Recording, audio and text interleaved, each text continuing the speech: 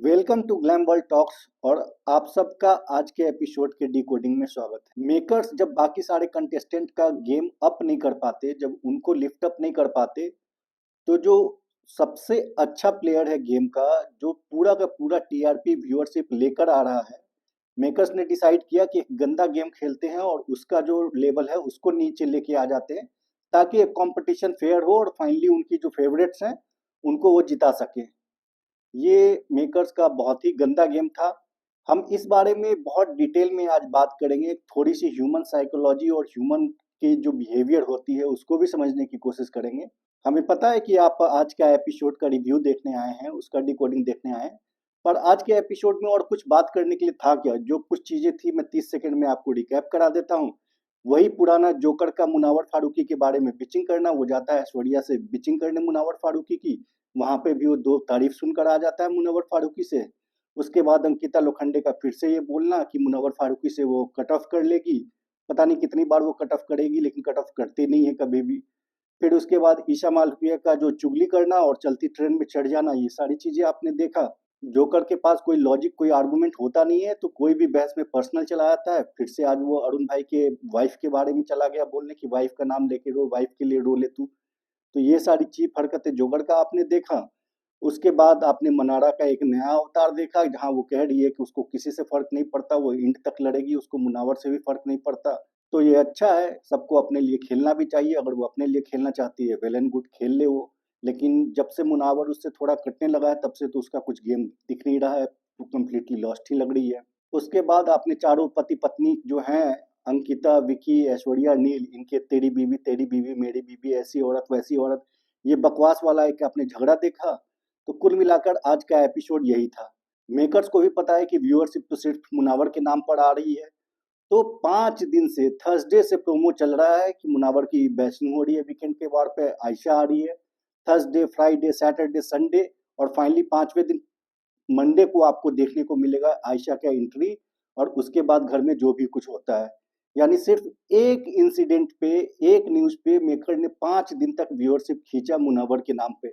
और उसके बाद भी सलमान खान में ऑडेसिटी है कि वो ये कहते हैं कि मुनव्वर फारूकी घर से चला भी जाए तो उन शो में कोई फर्क नहीं पड़ेगा। मुनव्वर फारूकी ने, आपने अभी जो प्रोमो आया है उसमें देखा होगा, मुनव्वर फारूकी ने कहा है कि open the door, I will walk out. मैं बिल्कुल भी फेक नहीं हूँ। तो है हिम्मत बिग बॉस में तो डोर खोल दे ओपन और वॉकआउट कर जाएगा। शो में तो अकॉर्डिंग टू सलमान खान कोई फर्क नहीं पड़ेगा ना। तो खोल दे दरवाजा, देख ले मुनावर फारूकी को घर बेच के। किसी की पर्सनल लाइफ जिसके बारे में शो के अंदर रूल है कि आप बाहर की बात नहीं करेंगे, आप बाहर की बात नहीं करेंगे, उसमें आप किसी भी इंसान की पर्सनल लाइफ, जो पर्सनल रिलेशनशिप्स के टर्मोइल्स किसी के लाइफ में चल रहे हैं, उसके बीच में एक जो कोई औरत है जिसको सस्ता फेम चाहिए, और वो आ जाती है आपके पास कि मैं है ना आपको बहुत अच्छा कंटेंट दे दूंगी मुनावर पे, और आप उसको लेके आ जाते हैं ताकि आपसे एक तीर से दो निशाने हो जाएं। एक तो आपको टीआरपी भी मिल जाए, जो कि काफ़ी अनइथिकल और चीप टीआरपी है, और दूसरा ये कि आपको ये भी मिल जाएगा कि मुनावर जो अभी पीक पे चल रहा है गेम पे, वो थोड़ा नीचे भी आ जाएगा। बाकी आपके जो फेवरेट अंकिता लोखंडे जैसे लोग हैं, वो उनके बराबर में आ जाएगा, और शायद फिनाले जीतने का चांस बन जाएगा आपकी फेवरेट्स का। लेकिन ये मुनावर फारूकी है, इतनी आसानी से हार मानने वाला है नहीं। अपने लाइफ में, अपने करियर में बहुत बार वो अपने अर्श से फर्श पर उठा है, ये उसके लिए नई बात नहीं है। हो सकता है कि 2-3 दिन का, 4 दिन का मुनावर के लिए डाउन टाइम होगा, लेकिन गेम में अभी काफ़ी टाइम बचा है, फिर से वो काया पलट पर करेगा, और गेम में अपने पीक पर आके रिकॉर्ड मार्जिन से डेफिनेटली वो इस सीजन को जीतेगा।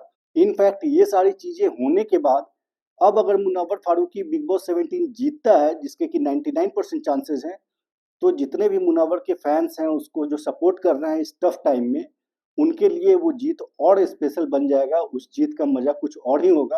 अगर आसानी से सिंपल जीत मिल जाती तो उस जीत का भी क्या मजा।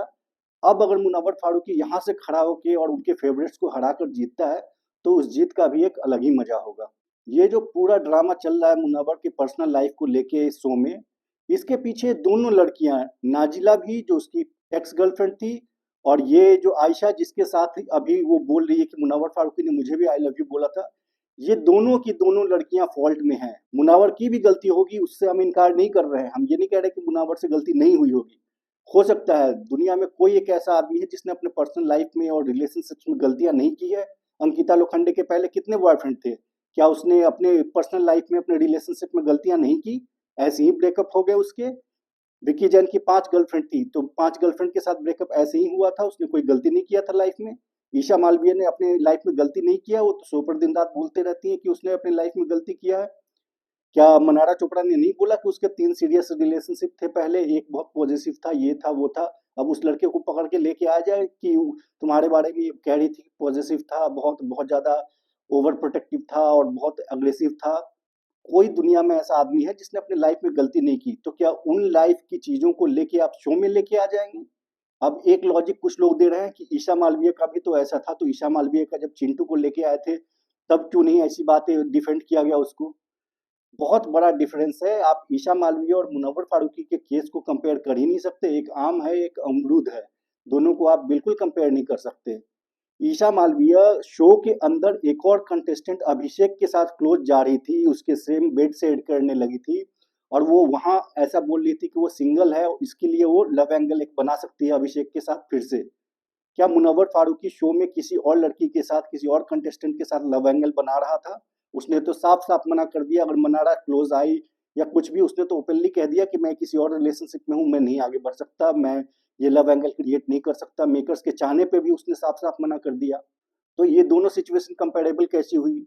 एक ईशा शो के अंदर किसी और कंटेस्टेंट के साथ एंगल बना रही थी और उसका बाहर एक बॉयफ्रेंड था, और ईशा का जो झूठ था शो के अंदर, वो शो को इम्पैक्ट कर रहा था, शो के नैरेटिव को इम्पैक्ट कर रहा था। अगर उसका और अभिषेक के साथ फिर से एक एंगल क्रिएट हो जाता और बाहर में उसका एक और बॉयफ्रेंड है, तो शो पे इम्पैक्ट होता। लेकिन मुनव्वर फारूकी का बाहर लाइफ में किसके साथ क्या रिलेशनशिप है, इससे शो पर कोई इम्पैक्ट नहीं पड़ रहा था।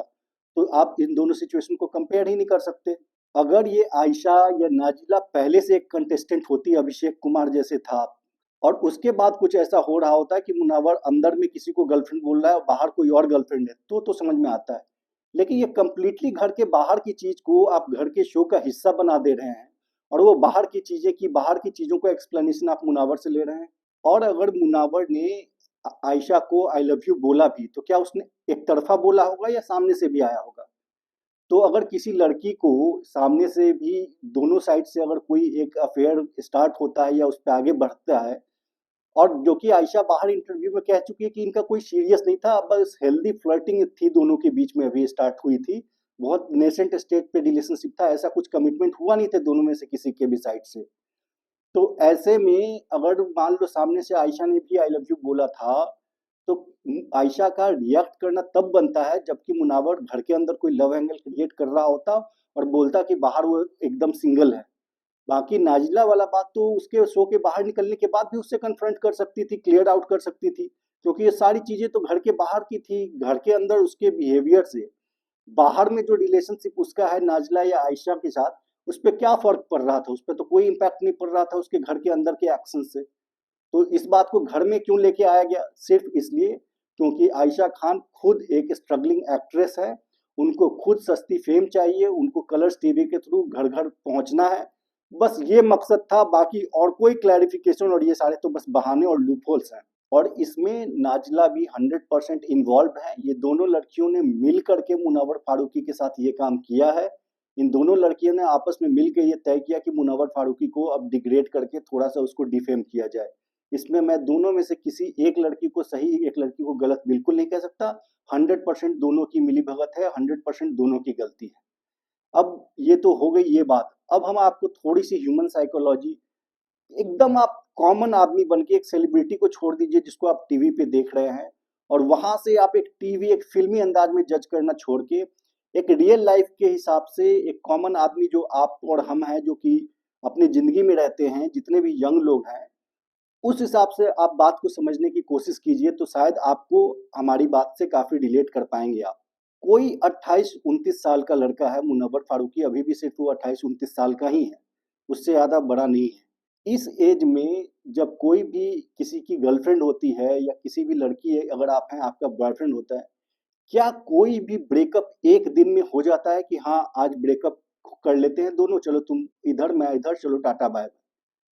कोई भी अगर एक लॉन्ग टर्म रिलेशनशिप में होता है, तो वो रिलेशनशिप जो है ब्रेक होने में टाइम लेता है। पहले आप थोड़ा डिस्टेंस जाते हैं, फिर से आपको एक दूसरे की आदत पड़ी होती है, तो फिर आप जाते हैं मनाने। लड़के जो है, कई लड़कों को आप जानते होंगे जो कि लड़कियों से बेग तक करते हैं कि प्लीज मुझे छोड़ के मत जाओ। उसी तरह कई सिनारियों में कई लड़कियां होती हैं, वो जाके अपने बॉयफ्रेंड को कहती है कि प्लीज मुझे छोड़ के मत जाओ।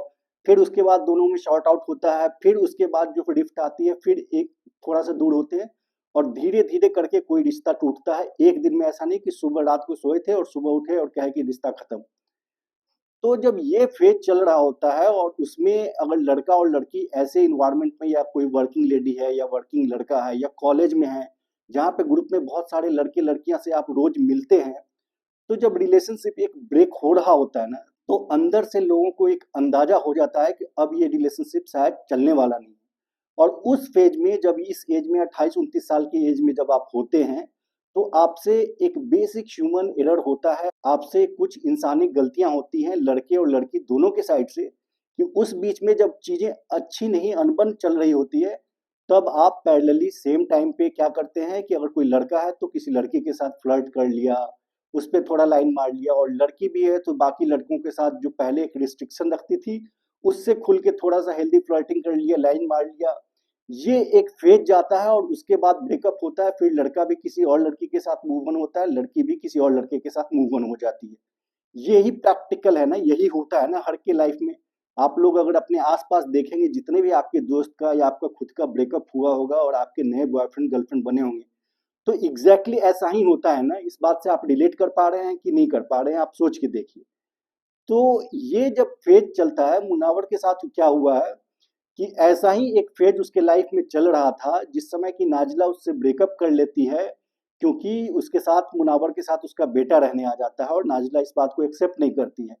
अब मुनावर अपने बेटे के प्यार में कभी तो उसको बोलता होगा कि ठीक है हम ब्रेकअप कर लेते हैं, तुम अपने रास्ते मैं अपने रास्ते। और उसी टाइम पे उसकी आयशा या किसी और लड़की के साथ उसकी जो चूंकि मिलके और बातचीत होती होगी, तो हो सकता है उस टाइम पे उसकी फ्लर्टिंग, और फ्लर्ट करने में कई बार आदमी ज्यादा आई लव यू और ये सब भूल जाता है, तो उस तरह की बातें उसने बोल दिया होगा। और सेम टाइम पे फिर उसको ये भी रियलाइज होता होगा कि इतनी टाइम से नाजिला है तो उसको मनाया जाए, तो वो उसको मनाता भी होगा कई बार बीच बीच में ब्रेक लेके। और ये जब फेज उसके लाइफ में चल रहा था, उसी दौरान उसी फेज के बीच में वो बिग बॉस के अंदर आ गया। अब चूंकि एक बहुत लंबा रिलेशनशिप नाजिला के साथ था, तो बिग बॉस में आने के टाइम पे मुनावर के माइंड में ये आया होगा कि मैं मे भी बिग बॉस के अंदर अगर मैं नाजिला को दिखाऊं कि मैं उससे कितना प्यार करता हूं, तो वो मुझे छोड़कर नहीं जाएगी और मेरे साथ रह जाएगी। तो ऐसा तड़प कि मेरी गर्लफ्रेंड मुझे छोड़ के ना जाए, मेरे साथ ही रहे, ये बहुत बहुत ही कॉमन है। और बहुत सारे लड़के जो है ऐसा करते हैं, जो कि अपनी लड़की को बचाने के लिए, अपने साथ रखने के लिए बहुत कुछ करते हैं कि किसी तरह मेरी गर्लफ्रेंड मुझे छोड़कर मत जाए। तो मुनावर ने ये सोच के वो आया होगा बिग बॉस में, और उसने नाजिला की तरफ अपना प्यार दिखाना शुरू किया शो के अंदर में। और इन बिटवीन पीछे से नाजिला ने जो है वो आयशा के साथ मिलके ये सारा खेल रचा, ये प्लान रचा कि चलो अब उसको एक्सपोज करते हैं और मुनावर का झूठ पकड़ते हैं। जबकि मुनावर ने, आयशा अपने मुंह से कह चुकी है कि हमारा कोई कमिटेड रिलेशनशिप नहीं था, हमें सिर्फ 1 महीना हुआ था बातचीत किए हुए, उसमें मुझे उसने ऐसी ऐसी बात कही थी। और वो 1 महीना वो पीरियड था जब मुनावर का डिस्टेंसिंग का टाइम था नाजिला के साथ, जहाँ पे मुनावर खुद भी, जब इंसान ऐसे सिचुएशन में होता है खुद भी नहीं समझ पाता कि वो करे क्या, वो आगे मूव ऑन करे या पुरानी अपनी गर्लफ्रेंड को अपने पास रखने की कोशिश करे। और अल्टीमेटली उस समय इंसान से एक गलती होती है, वो दोनों काम वो कर लेता है। वो मूव ऑन करने के लिए किसी के साथ फ्लर्ट भी करने लग जाता है और फिर पुरानी गर्लफ्रेंड को भी रोकने की कोशिश करता है। ये एक इंसानी फितरत है, गलती आप कह सकते हैं, लेकिन ये गलती सबसे अपनी जिंदगी में उस दौर में जब आप 28-29 साल के यंग होते हैं, तो आपके साथ होती है ये गलती। और ज्यादातर लोग ऐसी गलतियां करते हैं। अब ये गलती जो है, इसका शो से, बिग बॉस के शो से कोई लेना देना नहीं है। आप ये कह सकते हैं कि इससे इंसान क्या नेचर पता चलता है, वो किसी लड़की को धोखा दे रहा था, और आप जितने चाहे मर्जी आप उस पर एलिगेशन लगा लीजिए। लेकिन फिर बिग बॉस शो का क्या मतलब है? हर रोज Monday to Friday, Monday to Sunday जो है, कभी टास्क हो रहा है, कुछ किसी को नॉमिनेट किया जा रहा है, निकाला जा रहा है, लोग घर के अंदर लड़ रहे हैं, झगड़ रहे हैं। इन सब का क्या मतलब है? अगर आपको लोगों को सिर्फ इस बात पे जज करना है कि किसने अपने पर्सनल लाइफ में क्या किया नहीं किया, फिर तो आप बिग बॉस सिर्फ इतना करे कि 1-1 घंटे का पूरा है ना लाइफ का, जितने भी कंटेस्टेंट हैं 17-18 उनके, सबकी 1 घंटे की लाइफ की जर्नी वीडियो बना लें और उस जर्नी वीडियो में पता करें कि ऐश्वर्या का लाइफ में कितने बॉयफ्रेंड थे, उसने कितनों को धोखा दिया, कितने बॉयफ्रेंड्स ने ऐश्वर्या को कितना धोखा दिया, फिर उसके बाद उसकी नील से कैसे शादी हुई, नील की कितनी गर्लफ्रेंड थी, उसने किसको धोखा दिया, गर्लफ्रेंड ने किसको धोखा दिया, किसकी गर्लफ्रेंड किसके बारे में क्या बोलती है, किसका बॉयफ्रेंड किसके बारे में क्या बोलता है, किसका एक्स किसके बारे में क्या कह रहा है, किसका वाई किसके बारे में क्या कह रहा है। आप यही सारी चीजों का 1 घंटे का वीडियो बना लीजिए, हर एक कंटेस्टेंट का वीडियो आप दिखा लीजिए और उस पर वोटिंग करा लीजिए और उसके बाद आप किसी को विनर और किसी को लूजर डिसाइड कर लीजिए।